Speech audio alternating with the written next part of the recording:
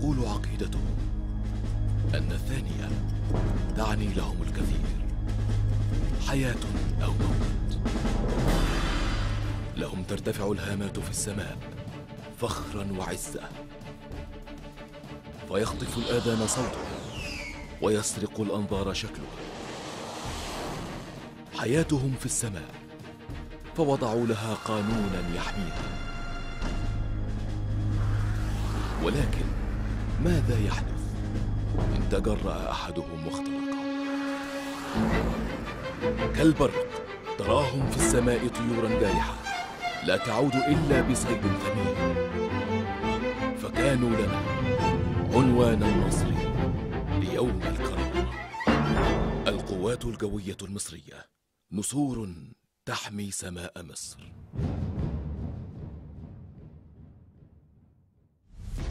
إن القوات الجوية المصرية هي درع سماء الوطن الغالي، سجل لها التاريخ أنها رمز من رموز البسالة والفداء، وأثبتت للعالم خلال حرب 6 أكتوبر قدرتها على مجابهة أي عدو طامع بعزم رجالها الأوفياء وقوة الأداء والإرادة والتصميم على النصر، وأنها ستظل دوما العين الساهرة التي تحمي سماء الوطن سلما وحربا. ترجع نشأة القوات الجوية إلى يوم 2 نوفمبر عام 1932، يوم الإعلان الرسمي لإنشاء السلاح الجوي المصري.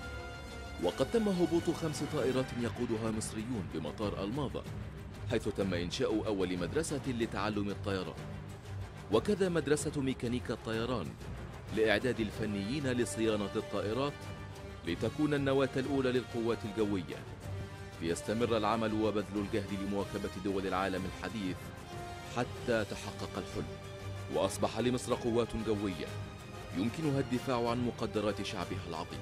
وسريعا ما شاركت في الحرب العالمية الثانية بعدد من طلعات مراقبة وحماية الحدود المصرية، ثم اشتركت في حرب فلسطين عام 1948 وحرب 56، وما لبث أن يكتمل البناء الحديث للقوات الجوية المصرية حتى جاءت حرب 5 يونيو عام 1967، وفقدت القوات الجوية معظم طائراتها على الأرض، وظن العدو أنه قد نال من عزيمة وطن وشعب.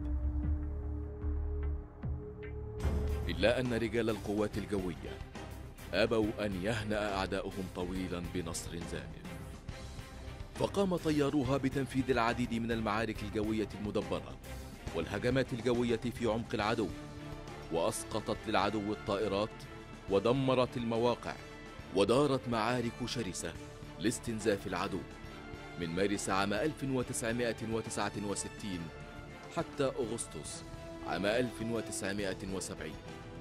حرب مهدت إلى معركة النصر، معركة العزة والكرامة، حرب 6 أكتوبر 1973. وتقلع مقاتلاتها يوم 6 أكتوبر بكثافة عالية لتعبر قناة السويس إلى أهدافها المحددة.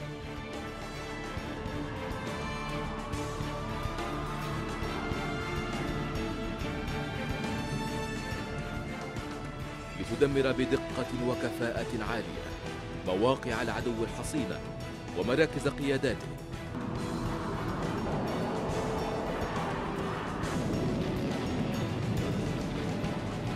وتمهد لجنودنا البواسل عبور أكبر مانع في التاريخ، ليرفع المقاتل المصري علم مصر خفاقا فوق ترابها الغالي.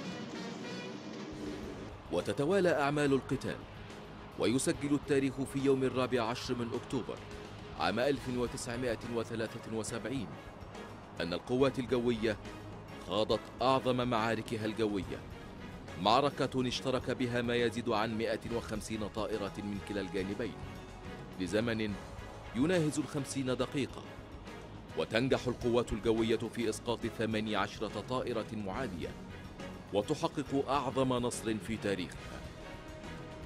وتنتهي ملحمة أكتوبر المجيدة لتبدأ ملحمة البناء والتطوير للقوات الجوية، بما يواكب أنظمة التسليح الحديثة لتستمر في أداء مهامها بكفاءة عالية. فقد اعتمدت على تنويع مصادر السلاح والحصول على أحدث ما وصلت إليه تكنولوجيا صناعة الطائرات المقاتلة بمختلف دول العالم. فقد تم تزويد القوات الجوية بعدد من المقاتلات وطائرات النقل والهليكوبترات الحديثة التي تتناسب وطبيعة المهام المكلفة بها. ونظرا للتطور الهائل الذي سعت إليه القوات الجوية، كان لابد من بناء وتطوير منظومة التدريب بالكلية الجوية ليتوافق مستوى طلبة الكلية من طيارين وجويين مع التقدم التكنولوجي للطائرات والأجهزة الحديثة. فتم تزويد الكلية الجوية بأحدث طائرات التدريب المروحية تراس جروب للتدريب الأساسي،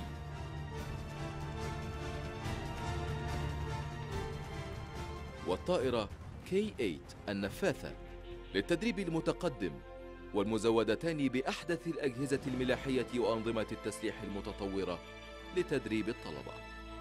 وتستمر أعمال التدريب لطياري القوات الجوية فور تخرجهم من الكلية من خلال وحدات التدريب على القتال وفق قواعد التدريب العالمية كمدرسة التدريب على القتال. كما تشترك القوات الجوية في العديد من التدريبات المشتركة مع الدول الصديقة والشقيقة لصقل مهارة الطيار المصري، علاوة على مستويات التأهيل الخارجي بالعديد من دول العالم للطيارين والجويين والفنيين من الضباط وضباط الصف، الأمر الذي يمكنهم من التعامل مع الطائرات والمعدات بثقة وكفاءة فنية عالية. وتحرص القوات الجوية على تنفيذ البيانات العملية كل عام، ويعتبر البيان العملي هو أرقى مستويات التدريب القتالي، وتنفذ تلك البيانات نهاراً وليلاً في تعاون وثيق بين أسلحة الجو المختلفة وباستخدام الذخائر الحية،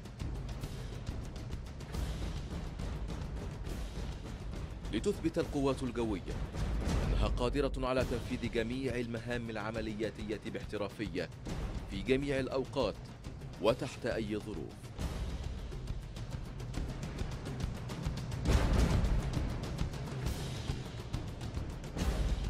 بنعمل أكبر إبرار جوي في تاريخ الجيش ليلاً.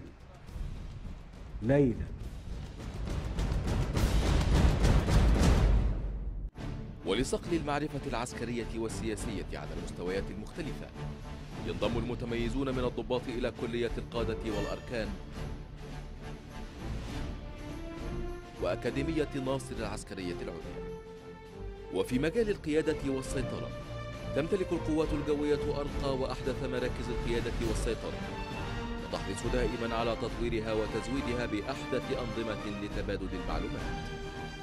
وقد تم إدخال منظومة القيادة والسيطرة الآلية بالقوات الجوية التي يديرها رجال يمتلكون أعلى المهارات والدرجات العلمية في تشغيل وصيانة الحواسب الآلية للمحافظة على أقصى درجات الاستعداد القتالي، وللمحافظة على كفاءة معدات أسلحة الجو الحديثة والمتعددة بما فيها من أجهزة وتقنية حديثة.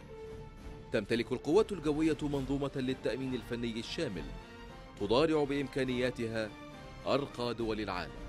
فمن داخل ورش الطائرات ومعامل الاختبار الحديثة يتم إجراء أدق عمليات الصيانة، والتي تصل لمستوى العمرات الكاملة والتحديث للطائرات ومعدات التسليح بأيدي فنيين ومهندسين مصريين شهد لهم العدو قبل الصديق بالمهارة والدقة في الأداء، مما يحقق وفراً بميزانية الدولة ويحافظ على أعلى درجات استعداد قتالي لمعداتها.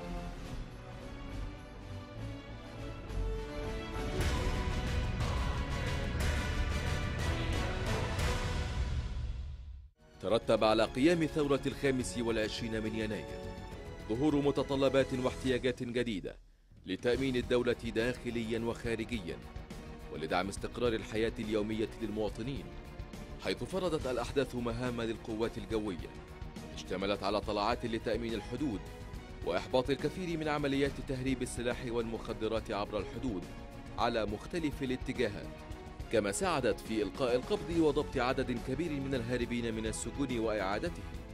كما فرض الوضع الأمني الداخلي للدولة قيام القوات الجوية بنقل الأموال وأسئلة امتحانات الطلاب إلى المحافظات، وذلك لصعوبة تأمينها على الطرق البرية، وأيضا نقل القضاة لتأمين الانتخابات المختلفة. كما قامت طائرات الإسعاف الطائر بنقل المصابين من جميع أنحاء الجمهورية إلى المستشفيات لسرعة تلقي العلاج. كما ظهر دور القوات الجوية الفعال في تأمين المظاهرات السلمية أثناء ثورة 30 من يونيو عام 2013.